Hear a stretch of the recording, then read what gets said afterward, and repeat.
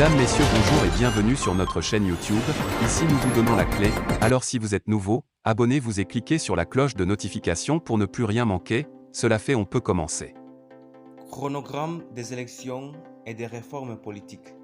La transition joue la carte du consensus. En vue de l'élaboration d'un chronogramme consensuel pour les réformes politiques et institutionnelles, ainsi que pour des élections, le gouvernement envisage de rencontrer dans les prochains jours les partis politiques et les organisations de la société civile. La décision a été prise lors du Conseil des ministres de ce mercredi 22 juin 2022 à Koulouba, sous la présidence du colonel Assimi Goïta, président de la transition. Cette annonce a été faite par le gouvernement à la veille de l'arrivée du médiateur de la CEDEAO, Goodluck Jonathan, attendu à Bamako ce jeudi pour poursuivre le dialogue avec les autorités maliennes autour du chronogramme des élections. La décision a été également prise à quelques encablures du prochain sommet des chefs d'État de la CEDEAO prévu pour le 3 juillet prochain à Accra, une rencontre qui devrait aboutir à la levée de l'embargo. C'est pourquoi, dans le cadre des préparatifs de ce rendez-vous décisif, le gouvernement semble multiplier les gestes de bonne foi en procédant à l'adoption d'une nouvelle loi électorale le 17 juin dernier et en décidant d'engager le dialogue avec la classe politique et la société civile. Pour ce faire, le ministre de l'Administration territoriale et de la décentralisation, en collaboration avec le ministre de la Refondation de l'État, chargé des relations avec les institutions et le ministre délégué, auprès du Premier ministre chargé des réformes politiques et institutionnelles, rencontrera les partis politiques et les organisations de la société civile pour échanger sur le chronogramme des réformes politiques et institutionnelles ainsi que celui des élections.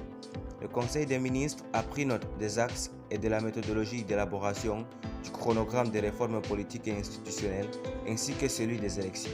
Cette méthodologie, basée sur la recherche de l'inclusivité et du consensus, est conforme à la vision de son Excellence le colonel Assimi Goïta, président de la transition, chef de l'État, peut-on lire dans le communiqué rendu public après le Conseil des ministres.